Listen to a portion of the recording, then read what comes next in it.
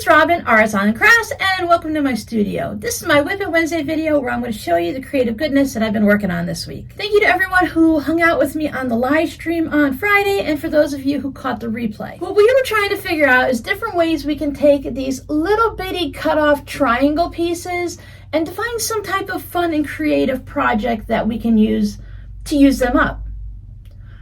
So I just went and did some really quick things before the live stream, and then we chitter chatter like we usually do.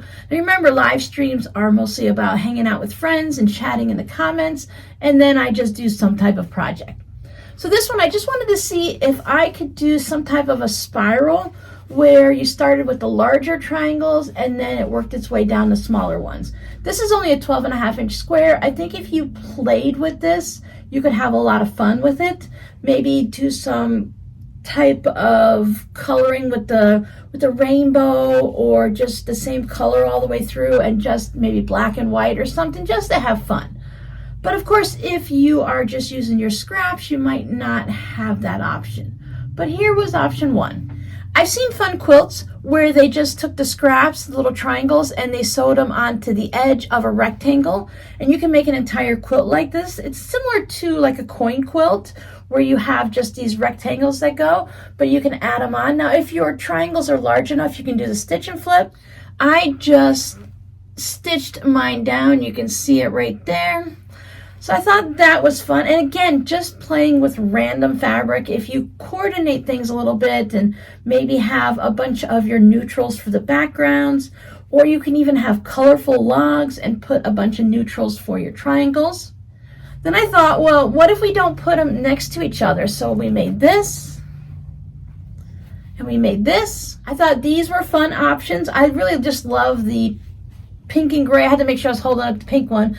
The pink and gray versions, I love those colors together. I've been on an orange kick lately, if you haven't noticed.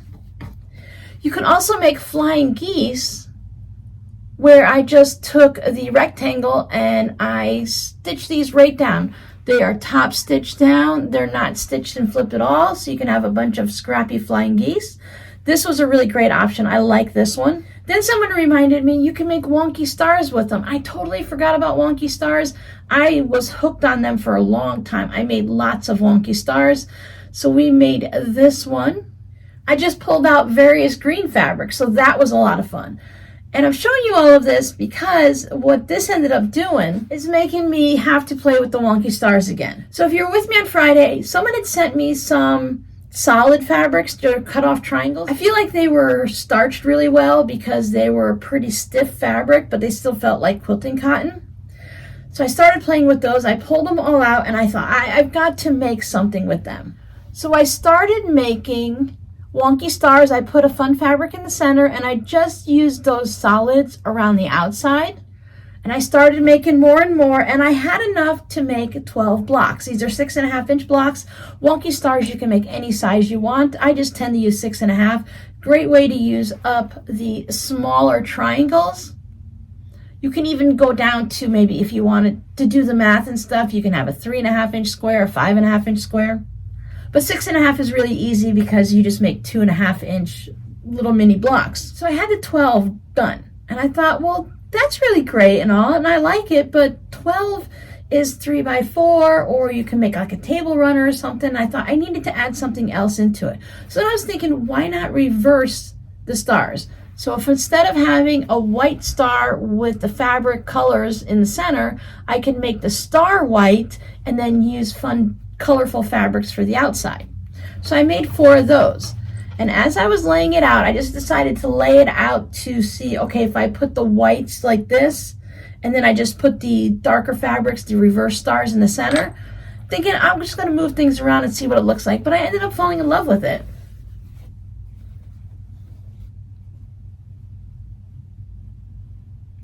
So this is the little mini quilt that I made. You can see that I have the reverse stars in the center, so it's very colorful in the white. But by putting the white around the border, it kind of calms it down. So you have more white and the fun solid fabrics for the star points. all the little fun centers, so I got to use some. I already had some pre-cut 2.5-inch squares left over from doing bags and stuff, so I was able to use those, and then I just reversed it. So I used those same 2.5-inch colorful squares that were left over from bag bottoms, and I just put them in the corners and for the background of the star. So I think that was a really fun way and a relaxing way to spend my weekend. I'll let you know about a sale I'm having in my Etsy shop. I have it written down here so I can remember the dates. I'm doing a 25% off sale in the tote bag section. So if you had an eye on one of my tote bags and you've just been waiting for whatever reason, I'm going to have them on sale 25% off from March 8th through March 12th. So from today, which is Wednesday, and then through Sunday, which is the 12th. My Etsy shop is always linked down below in the description box. Thank you guys so much if you go and check it out. And I wanted to give some of you a little reminder. So every month I have a reminder for myself. When it's the first of the month or the first week of the month, there's certain things I do for maintenance around the house. I go through and I take out the AC vent. I have a reusable one, so I either clean it or I put up a second one if I happen to have two. Right now I'm only down to one.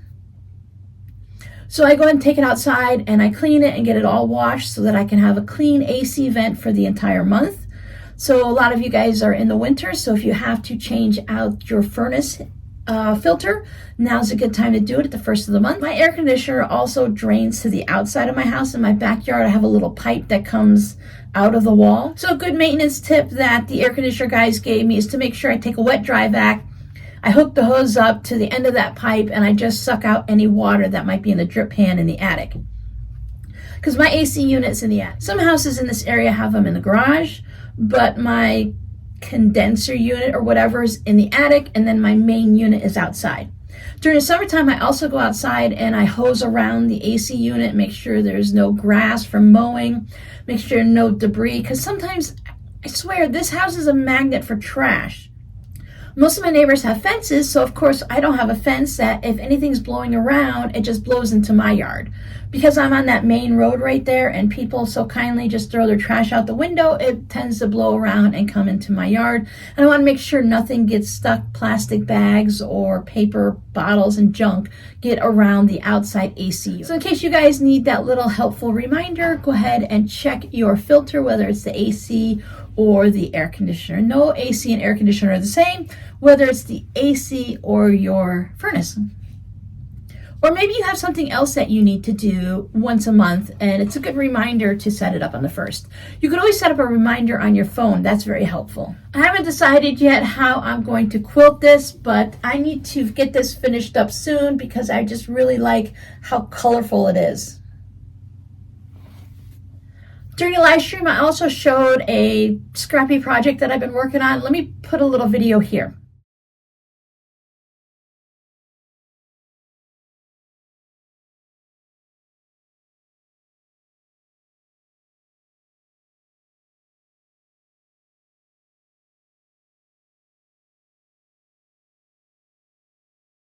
I keep this little basket on one of my shelves, and whenever I have fun strips of fabric from cutting projects and stuff that are too thin to put in my regular scrap system, basically if it's thinner than 1.5 inches, I put in here. Here's just a little leftover piece, and then I save some of the fun stripe fabric. So this is just left over from what I showed you.